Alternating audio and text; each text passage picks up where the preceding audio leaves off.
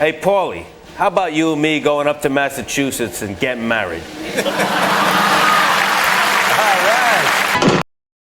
In the Italian-American Mafia, being gay can be punishable by death. Not only in real life, but in The Sopranos as well. It's a social disgrace, a social club ender, and a life ender as well. The Mafia won't accept its members bucking tradition, and more than that. So there are some characters forced to stay in the closet for their own safety. In fact, in the season 6 episode Live Free or Die, New Jersey mob boss Tony Soprano makes this comment. We all know Vito's not the first. And it got me thinking. Who were the Sopranos characters that came before that may have been gay?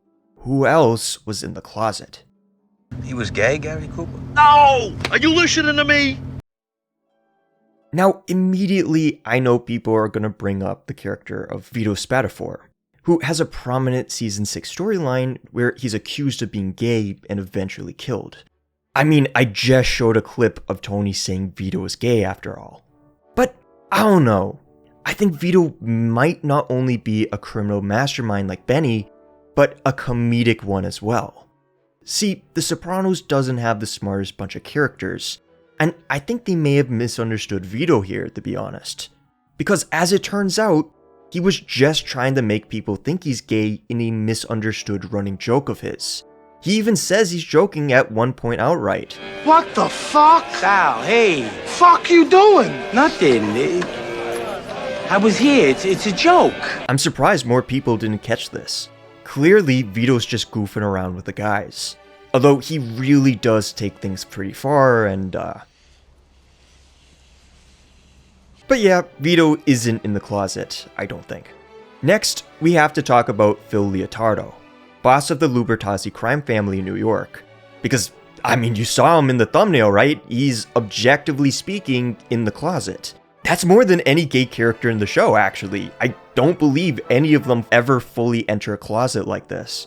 Also, it's important to note, Phil and his goons were waiting in this motel room for Vito for who knows how long. So it's very possible that Phil was just waiting for hours in a closet to make this grand entrance before killing an alleged gay man. Like, none of his men found that weird at all? Or him grabbing the sheets watching Vito's face get turned into hamburger meat? What the heck was up with Phil here? Well, according to creator David Chase, Phil's homosexuality was indeed being hinted at. There seems like there's subtle allusions to Phil Leotardo possibly being in the closet. Or Yeah. That's intentional, right? Some of those. Those illusions were intentional. Were intentional. So his like revulsion and, you know, vehemence he has towards Vito comes from that self-hatred. Yeah, but, you know, I don't think Phil was reflective enough to know what was going on inside him. No, I mean subconsciously, yeah. Yeah. What really got us was when Doc sings The Girl from Ipanema. Doc Santoro sings Tall and Tan, and when he sees Phil, he starts singing The Girl from Ipanema, so, which I thought was one of the funniest things in the whole show. And, you know, yes, it was obvious when he came out of the closet in the hotel room, but that really tipped us off when he sang. Yeah, when he shuts off the bodybuilding competition, that's... It's a very easy to miss detail that I think only gets brought up once in the whole show, but Phil did do 20 years in the can. Homosexuality in male prisons is a very real thing, and something Tony brings up in his therapy sessions with Dr. Melfi while talking about the Vito situation. They can't be strangers to male-male sexual contact. You got to pass for that. There's no women there. You're there 5, 10 years. Moreover, we hear it from Phil himself how he got more tissue than box while serving time. I wanted to fuck a woman, but I compromised. I jacked off in a tissue. There weren't any women for Phil, so it's very possible that he was a straight man who was gay in the can, and may still be reconciling what he did, or how he continues to feel. Despite his anger on the outside, it could easily be a front to hide his own fears about his sexuality, projecting his own self-loathing onto somebody else and having them destroyed. Except, even this causes him to be aroused. Plus, while Phil's really old school, he's a pretty progressive guy all things considered. I'm not kidding here. I mean, the dude turns into a house. He progresses past the confines of his base humanity to become something higher. Not just in the closet, but one with it. Also, tragically, we know that despite having Vito whacked over a big joke, Phil did still care for the guy deep down inside. He was a good man, wasn't he, Phil? He was. I loved him like a brother-in-law. Just, you know, not when he gets too emotional from the wine. It's an honor to be joined by men. And not faggot-ass, cornhole-and cocksuckers like married my cousin. He should fucking die. Next up, we have Ralph Cifaretto. Simply put, Ralphie is a sex freak.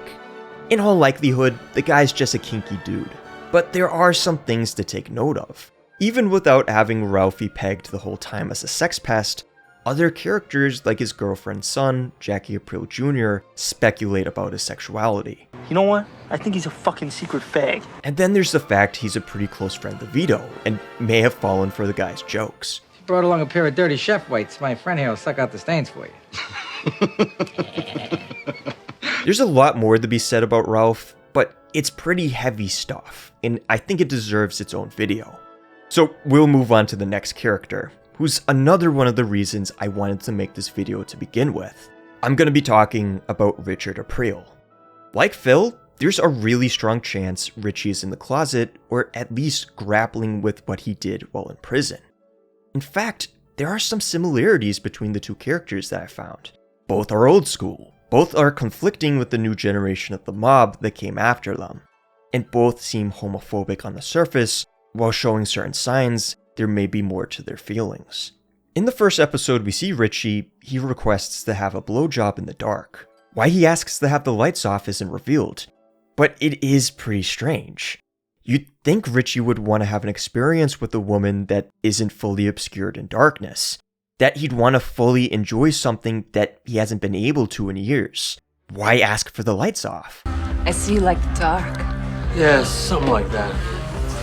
An idea I've seen floated around is that Richie got his sexual needs fulfilled in prison during the late hours when the lights were out. This would have been his way of doing any deeds he wanted to in secret, because pass or not, it was shameful for him.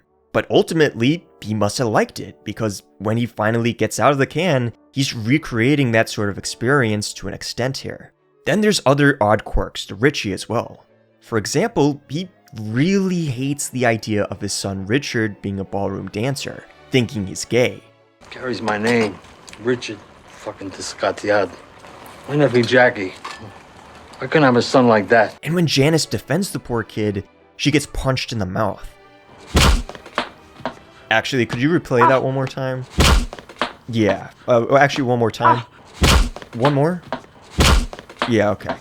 It's such an extreme reaction that it makes you wonder if this is really how Richie feels, or if it's a projection of his own insecurities.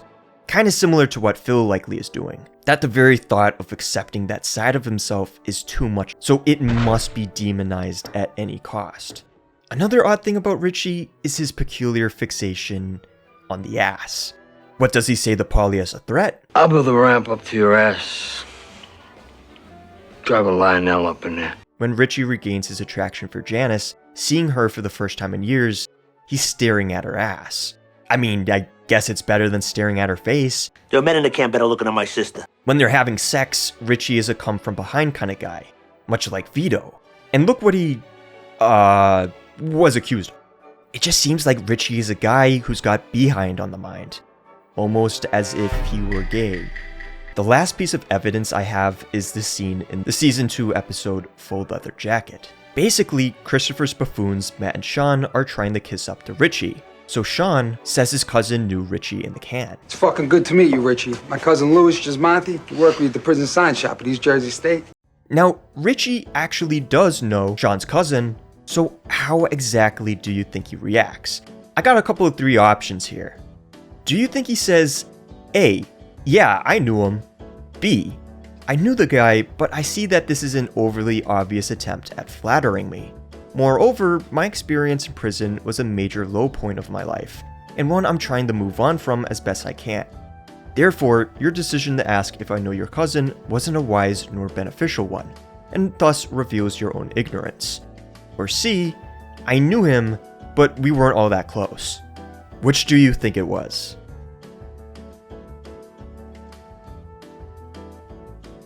Picked an answer? Well, it was actually none of these. Richie's response is, Oh yeah, Lou. 5'8", about 225.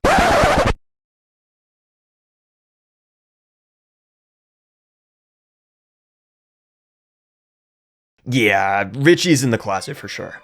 Ending strong, we have one of the most important characters in the entire Sopranos series, who's pretty crucial to the show's themes of societal decline and family dysfunction. I'm talking, of course, about that red-headed tennis coach in the first episode of Season 3. She was treating Carmela terribly, but giving Adriana a free pass on everything for some reason, even though Aid is terrible at tennis. It ticked me off at first, but weirdly enough, I don't really feel like complaining for some reason. Jesus Christ, Tony, everybody's a fag to you. You know, maybe you're a fag. You ever think about that? And that's really it for Sopranos characters in the closet. I'm sure I missed some flambés to mention, but maybe you guys in the comments are like Vito. You could probably spot that thing better than I can. Maybe he was a homo, felt there was no one he could talk to about it. In any case, I hope you guys enjoyed the video. I don't always do the Sopranos videos, but I'm definitely gonna make some more here and there because it is one of my favorite shows. If you liked what you saw, please like, comment, and subscribe, since it does help me against the algorithm. If you want, there's links below where you can donate to me, and a link to my Spotify where I'll be posting these videos too. But above all else, thank you guys for watching. Much more to come. Hope you have a happy April Fool's Day, and stay safe out there. AIDS? Nobody's got AIDS.